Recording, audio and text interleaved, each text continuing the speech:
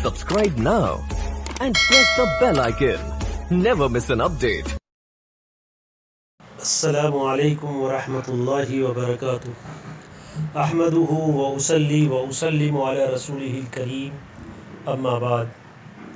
محترم سامعین کرام، آج کا عنوان ہے اللہ کی رضا کے لیے بیوی کے منہ میں لقمہ رکھنا، یہ بھی عبادت اور باعث اجر و ثواب ہے۔ اس سلسلے میں حضرت سعد ابن ابی وقاص رضی اللہ تعالیٰ عنہ کی حدیث ہم نے پہلے پیش کی، اور اس میں مختلف بحثیں جو تھی، بہت سے مضامین عرض کر دیے گئے۔ کچھ باتیں اس سلسلے کی آج عرض کی جا رہی ہے۔ حضرت سعد ابن ابی وقاص رضی اللہ تعالیٰ عنہ نے رسول اللہ صلی اللہ علیہ وسلم کے سامنے اپنی بیماری اور وارثین کا تذکرہ کیا، اور یہ تذکرہ کرنے کے بعد آپ حضرت رسول اللہ صلی اللہ علیہ وسلم سے بہت سے مسائل دریافت کرنا چاہتے تھے۔ پھر اس سلسلے میں آپ نے یہ عرض کیا کہ یا رسول اللہ صلی اللہ علیہ وسلم، میں اپنے مال میں سے 2/3 مال صدقہ کر سکتا ہوں؟ تو رسول اللہ صلی اللہ علیہ وسلم کے منع فرمانے پر پوچھا کہ نصف کر سکتا ہوں، یعنی آدھا کر سکتا ہوں؟ تو اس پر بھی آپ صلی اللہ علیہ وسلم نے انکار فرمایا، تو عرض کیا 1/3 کر سکتا ہوں؟ اس پر ارشاد فرمایا کہ 1/3 کر سکتے ہیں، اور یہ بھی زیادہ ہے۔ اس بحث کا خلاصہ یہ ہے کہ انسان اگر مکمل صحت مند ہو اور ہوش و حواس اس کے بالکل درست ہوں، ابھی اس میں یہ استطاعت ہو کہ کاروبار تجارت وغیرہ کر سکتا ہے، مال میں اضافے کے امکانات ہو، تو وہ اپنے مال میں مختار ہے، اپنی مرضی سے چاہے جتنا صدقہ کرے۔ مگر جب انسان مرض الوفات میں یا مرض الموت میں ہو، یا یہ کہ وہ وصیت کرنا چاہتا ہے، ابھی تندرست ہے لیکن وصیت کرنا چاہتا ہے کہ میرے مرنے کے بعد اتنا اتنا مال فلاں فلاں جگہ دے دیا جائے، کسی مسجد میں، کسی مدرسے میں، کسی ٹرسٹ میں، چیریٹیبل ٹرسٹ میں، یا یہ کہ اور کسی فرد کو دینے کی بات اگر وہ کر رہا ہے، تو علماء فرماتے ہیں کہ وہ 1/3 سے زیادہ نہیں کر سکتا۔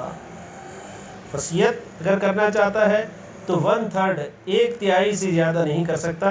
کیونکہ اب اس کے مال میں اور لوگوں کا حق بھی متعلق ہو گیا ہے۔ اب یہ مرض الموت میں ہے، مرنے کے قریب ہے، اب اس کو معلوم ہے کہ اس مال سے مجھے فائدہ نہیں اٹھانا، میں مرنے والا ہوں۔ اب کبھی کبھی انسان کے خیال میں یہ بات ہوتی ہے کہ وارثوں سے مجھے کوئی فائدہ نہیں پہنچا ہے، اس لیے یہ مال وارثوں کے ہاتھ میں نہیں جانا چاہیے، بلکہ میں دوسرے لوگوں تک پہنچا دوں، وصیت کر کے اس کو کہیں اور دے دوں تاکہ وارث اس سے محروم ہو جائے۔ تو اس طرح کی غرض انسان کی ہوتی ہے، اس وجہ سے فرمایا کہ آپ 1/3 سے زیادہ نہیں کر سکتے، کیونکہ اب اس مال میں اور لوگوں کا حق متعلق ہو گیا ہے۔ بلکہ رسول اللہ صلی اللہ علیہ وسلم تو ارشاد فرماتے ہیں کہ 1/3 بھی زیادہ ہے۔ الثلث کثیر، آپ نے ارشاد فرمایا 1/3 بھی زیادہ ہے۔ اس لیے علماء فرماتے ہیں کہ 1/3 سے کچھ کم اگر وصیت کریں تو زیادہ بہتر ہے، 1/3 نہ کریں، کیونکہ رسول اللہ صلی اللہ علیہ وسلم نے اس پر کہہ تو دیا حضرت سعد سے کہ آپ کر سکتے ہیں، لیکن آپ نے اس پر بھی تنقید کی ہے، نکیر کی ہے کہ 1/3 بھی زیادہ ہے۔ کومنٹ آپ کی اس پر بھی ہے کہ 1/3 زیادہ ہے۔ اس لیے بعض علماء فرماتے ہیں کہ آدمی وصیت کرنا چاہے یا یہ کہ مرض الوفات میں کسی کو دینا چاہے تو 1/3 سے کچھ کم دینا چاہیے، تاکہ حضور صلی اللہ علیہ وسلم کے منشا کے مطابق عمل ہو۔ بعض علماء فرماتے ہیں کہ صرف 1/4 حصہ، 25% مال ہی وہ اس طرح خرچ کر سکتا ہے مرض الوفات میں، یا یہ کہ اگر کسی کو وصیت کرنا چاہے غیر وارث کو تو۔ بلکہ بعض حضرات 5ویں حصے کے قائل ہیں کہ وہ 5واں یعنی 20% سے زیادہ نہیں کر سکتا۔ چنانچہ حضرت ابوبکر صدیق رضی اللہ تعالیٰ عنہ کے بارے میں آتا ہے کہ انہوں نے 5ویں حصے کی وصیت فرمائی تھی اور فرمایا تھا رضیت بما رضی اللہ بہ، کہ میں اس پر راضی ہوں جس پر میرا اللہ راضی ہے۔ اور رسول اللہ صلی اللہ علیہ وسلم کا یہ فرمانا کہ تم اپنے ورثاء کو مالدار چھوڑو، یہ بہتر ہے اس سے کہ تم ان کو محتاج بنا کر چھوڑو، کہ تمہارے پاس مال ہے اسے تم لوگوں پر خیرات کر دو، اور تمہارے مرنے کے بعد تمہاری اولاد اور تمہارے ورثاء لوگوں کے محتاج بن جائیں، لوگوں سے مانگتے پھریں، یہ مناسب نہیں ہے۔ اس لیے بہتر یہ ہے کہ تم کچھ مال ایسا بھی رکھو جس مال میں سے تمہارے ورثاء اور تمہاری اولادوں تک حصہ پہنچے۔ اس وجہ سے یہاں 1/3 مال کی قید لگائی، بلکہ اس سے بھی کم کرنا چاہیے۔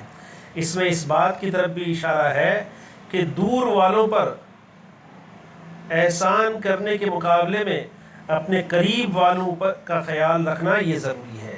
کبھی دور کے لوگ جو آپ سے دعا سلام رکھتے ہیں، آپ سے محبت رکھتے ہیں، بجائے ان کے جو لوگ آپ کا خون ہے، آپ سے جن کی قرابت ہے، آپ کے جو بالکل قریب کے ہیں، مثلا والدین ہیں یا آپ کی اولاد ہیں، تو ان کا خیال رکھنا یہ زیادہ ضروری ہے۔ چنانچہ قرآن کریم میں بھی اللہ تعالیٰ فرماتے ہیں وَآتِ ذَا الْقُرْبَى حَقَّهُ وَالْمِسْكِينَ وَابْنَ السَّبِيلِ، کہ دے تو قرابت داروں کو بھی ان کا حق اور محتاج اور مسافر کو بھی ان کا حق۔ سورہ بنی اسرائیل آیت نمبر 26۔ اس میں محتاجوں اور ضرورت مندوں کو قرابت داروں کے بعد ذکر کیا، کہ قرابت یعنی رشتہ داروں کا ذکر پہلے ہے جو قریب والوں کا، اور پھر اس کے بعد محتاجوں کا، حاجت مندوں کا، ضرورت مندوں کا، مسافروں کا اس کے بعد ذکر ہے کہ ان کے بعد آپ پہلے اپنے قریب والوں کو دیں، پھر بعد میں ان کو دے سکتے ہیں۔ اور قرابت داروں سے بھی پہلے والدین کو ذکر کیا ہے، چنانچہ اس سے پہلے کی آیت میں ہے وَقَضَىٰ رَبُّكَ أَلَّا تَعْبُدُوا إِلَّا إِيَّاهُ وَبِالْوَالِدَيْنِ إِحْسَانًا، سورہ بنی اسرائیل آیت نمبر 23۔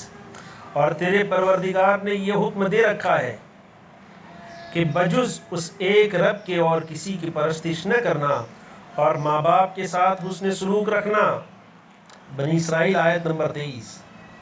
تو پہلے یہ ماں باپ کے ساتھ حسن سلوک کو ذکر کیا ہے، اور اس کے بعد قرابت والی آیت کو ذکر کیا ہے وَآتِ ذَا الْقُرْبَى، فرمایا یہ آیت 23 نمبر کی ہے، اس کے بعد کی وَآتِ ذَا الْقُرْبَى والی آیت یہ 26 نمبر کی ہے۔ چنانچہ ترتیب یہ ہے کہ انسان پہلے ان لوگوں پر خرچ کرے جن کے نان نفقہ اور خرچ کی اس پر ذمہ داری ہے، ہاں جن کا نان نفقہ اس پر واجب ہے، اس کی ذمہ داری ہے، ان پر پہلے خرچ کرے، پھر قریبی رشتہ داروں پر خرچ، پھر ضرورت مندوں اور حاجت مندوں پر، اور پھر عام انسانوں پر۔ یہ ترتیب شریعت نے بتائی ہے۔ پھر رسول اللہ صلی اللہ علیہ وسلم کا یہ فرمانا کہ اللہ کی رضا کے لیے جو بھی خرچ کریں گے آپ، اس میں تمہیں اجر و ثواب دیا جائے گا، یہاں تک کہ بیوی کے منہ میں جو لقمہ آپ رکھیں گے اس پر بھی اجر و ثواب ملے گا۔ اس میں اشارہ اس بات کی طرف ہے کہ جن لوگوں کا خرچ اور نان نفقہ آپ کی ذمہ واجب ہے، ان پر خرچ کرتے ہوئے واجب ہے، آپ کی ذمہ داری آپ کو کرنا ہی ہے، لیکن اس خرچ میں بھی اگر آپ اللہ کی رضا کو سامنے رکھتے ہیں اور اللہ کی رضا مقصود ہو، وہ بھی باعث اجر و ثواب ہوگا۔ یہاں تک کہ کوئی کام آپ نے اپنے فائدے کا ہو، کوئی کام آپ کے اپنے فائدے کا ہو، یا آپ لذت حاصل کرنے کے لیے کوئی امر مباح کر رہے ہیں، مگر مقصود رضائے الہی ہے، اللہ کی رضا ہے، تو وہ بھی باعث اجر ہوگا، جیسا کہ بیوی کے منہ میں لقمہ رکھنا۔ مختصر یہ کہ ہر عمل میں اللہ کی رضا کو تلاش کرنا بڑی خوبی کی بات ہے اور اللہ کے قرب کا ذریعہ ہے۔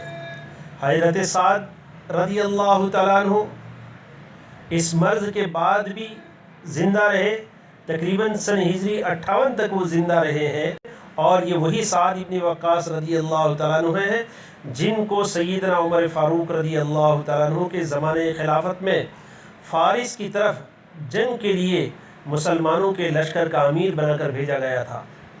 فارس سے پہلے ایک دریا پڑتا تھا، تو آپ نے اپنے گھوڑے اور سواریاں دریا میں ڈال دی تھی، ان سواریوں پر ہی آپ نے دریا پار کر لیا تھا، اور صرف اسی منظر کو دیکھ کر ہی اور اسی منظر کی وجہ سے فارس فتح ہو گیا تھا۔ یہ حضرت سعد بن ابی وقاص رضی اللہ تعالیٰ عنہ، اور ان کی حدیث کے مضامین مختلف آپ کے سامنے ہیں، اور مقصود اس کے اندر بھی ہر عمل میں اللہ کی رضا کو تلاش کرنا ہے۔ اللہ تعالیٰ ہم تمام کو تمام کاموں میں، چاہے وہ عبادت کی قبیل سے ہو یا معاشرت یا معاملات کی قبیل سے ہو یا امر مباح ہو، ہر عمل میں اللہ تعالیٰ ہمیں اس کی رضا تلاش کرنے کی توفیق عطا فرماوے۔ وآخر دعوانا ان الحمدللہ رب العالمین۔ ان باتوں کو سن کر دوست احباب تک پہنچا کر تبلیغ دین کے فریضے کو انجام دیں۔ السلام علیکم ورحمۃ اللہ وبرکاتہ۔